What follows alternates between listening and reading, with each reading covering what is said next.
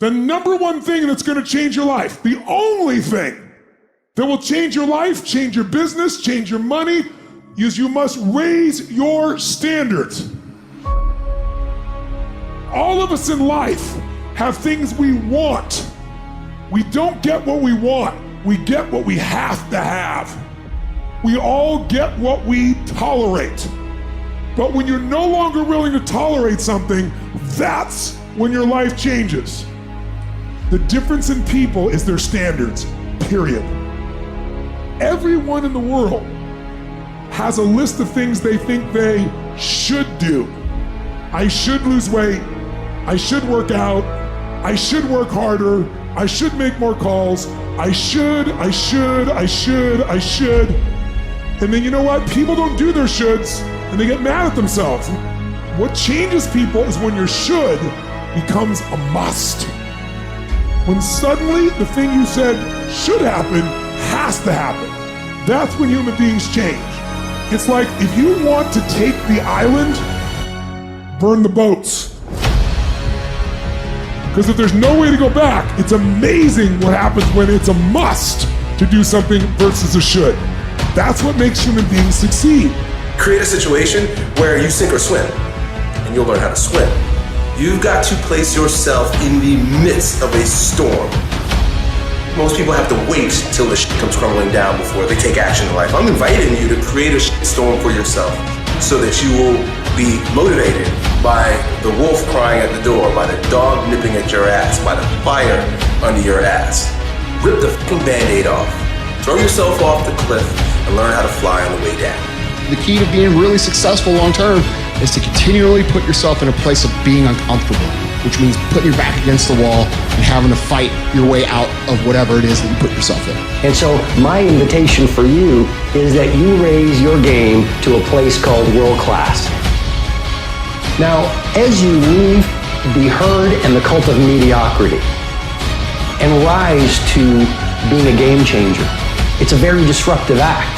And you actually threaten the masses of people around you. And that's why every visionary was first ridiculed before they were revered. And how many times have we given up on a dream because we were mocked by the people around you? And all I'm suggesting to you is when you get laughed at and ridiculed, and when people don't understand your next level of world class, that just means you've got a great dream. And that just means you're on the path of growth. Your life is a testament to the idea that nothing is impossible. That if somebody says no, you say it's just the beginning.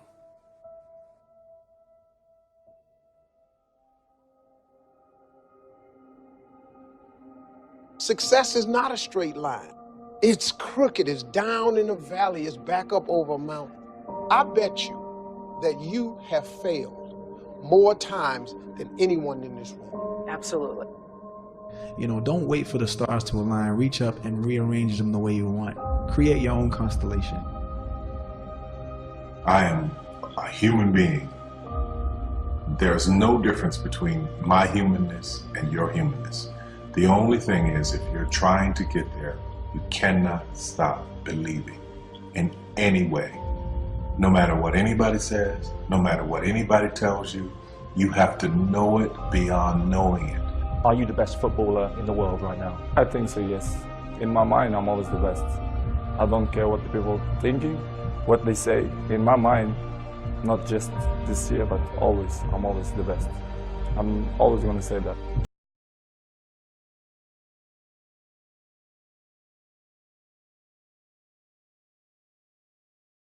You see, actually, I do not teach, karate because I do not believe in styles anymore. I mean, I do not believe that there is such thing as like Chinese way of fighting or the Japanese way of fighting or whatever way of fighting, because unless human beings have 3 arms and 4 legs, we will have a different form of fighting. But basically, we have only 2 hands and 2 feet.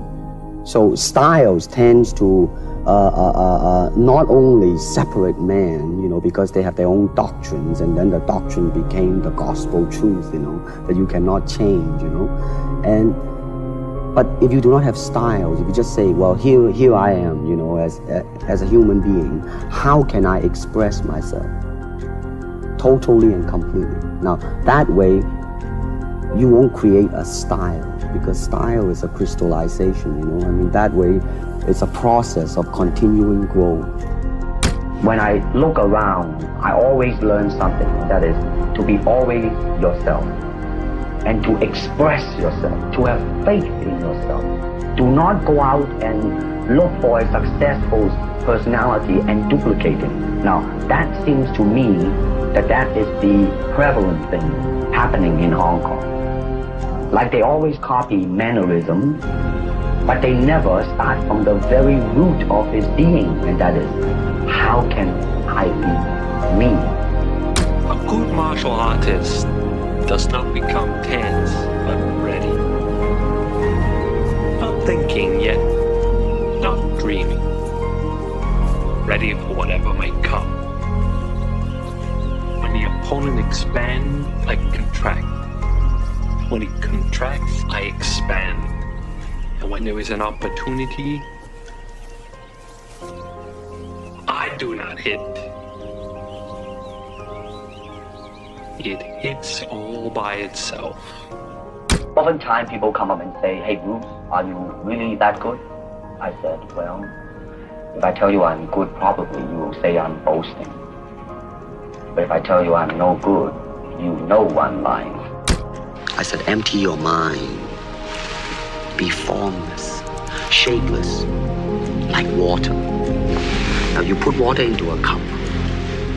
It becomes the cup. You put water into a bottle, it becomes the bottle. You put in a teapot, it becomes the teapot.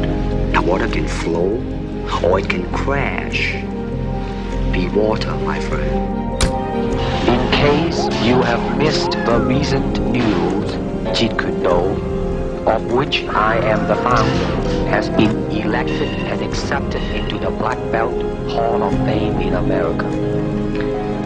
This marks the first time a recently developed form of martial art is nationally accepted. No, Jeet Kune Do is not thousands or even hundreds of years old. It started in around 1965 by a dedicated and intensified man called Bruce Lee. And my martial art is something that no serious martial artist can ignore. I have no fear of opponent in front of me. That I am very self-sufficient. That they do not bother me. And that should I fight, should I do anything, I have made up my mind, and that's it, baby. You better kill me before.